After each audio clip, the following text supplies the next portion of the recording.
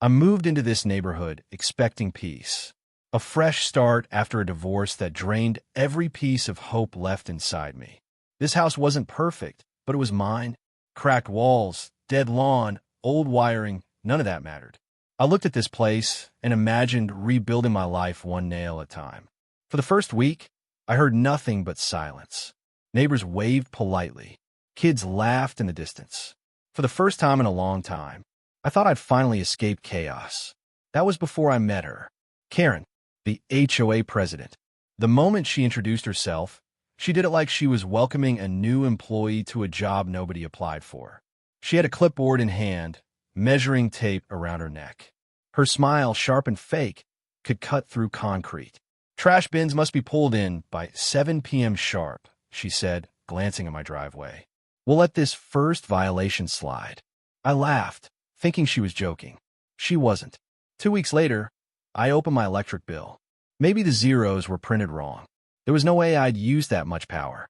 I barely turned the lights on, cooked once a day, and didn't even own a dryer yet. I shrugged it off as a billing error and waited for the next cycle. It wasn't a billing error. The number doubled. So I stepped outside one night because I saw a strange glow near my garage. And there was one long, thick charging cable running across my yard, plugged into my outlet like a leech, draining my power in the dark. The other end? Connected to Karen's Tesla. I marched to her door, knocking so hard the door rattled. She opened with her arms crossed, like she had been waiting to be offended. That's my power, I said, pointing toward the cable. She didn't break eye contact, just shrugged. That exterior outlet faces the street. It's considered community access, she replied calmly. As HOA president, I approve all community use. My meter is running that power. And as a member of this neighborhood, you should be contributing, she smirked. Be a good neighbor, darling. Then she closed the door on my face. The next morning, she slipped a fine under my door. $150 for harassment of HOA leadership. Now it was personal. I installed cameras. Good ones. Hidden ones. Every night, like a vampire, she slithered into my yard to feed her Tesla. And every night I recorded her, smiling into the camera sometimes, knowing she could, knowing she didn't care. I went to the police. They shrugged. It's a civil issue. I went to the electric company. They suggested talking it out with the HOA.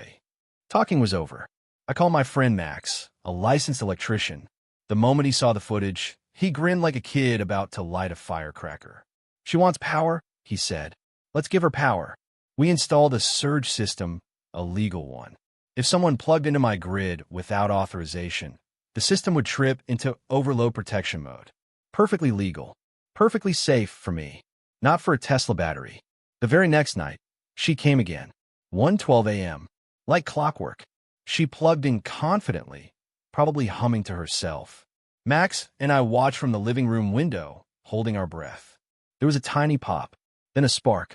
Then, boom, a flash lit up the street like lightning struck the ground.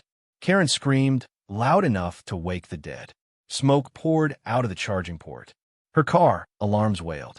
She grabbed her head, running in circles like she was trying to outrun her own panic. She pointed at me the moment she saw me step outside. You attacked my car.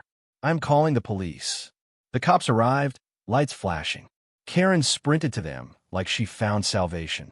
He sabotaged my Tesla. He's a menace. The cops turned to me. You have cameras, right? Oh, I did. And I showed them every single night of footage.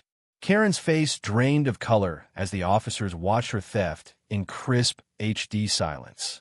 The officers turned to her. Ma'am, you've been stealing power from private property for weeks. That's a criminal offense. She tried to blame the HOA. The outlet faces the street. It's community property. One officer shook his head. That's not how electricity works. They issued her citations. Criminal trespassing, theft of utilities, destruction of property. And she had to pay for all damages. The Tesla battery replacement alone? Over $6,000. The HOA held an emergency meeting the next day. Every neighbor attended. I stood there quietly as I pressed play on the projector. Karen's nightly theft played on loop. Gasps filled the room. Her voice, once loud and commanding, was silent. We motioned to remove Karen as HOA president, one neighbor said. Every hand rose. Her own husband didn't lift his. Karen was stripped of her power, forced to pay my bills, forced to replace my outlet, forced to publicly apologize to every resident. She avoided me for weeks. And for the first time, this neighborhood finally felt like mine. Now, when I sit outside at night, drinking tea, I sometimes glance at her driveway. Her Tesla still sits there, but now it remains quiet, untouched, uncharged. She doesn't dare get anywhere near my home again. Funny thing is, I didn't want revenge. I just wanted peace. But sometimes, peace needs a voltage upgrade. Never underestimate the quiet neighbor, especially when he's paying the electric bill.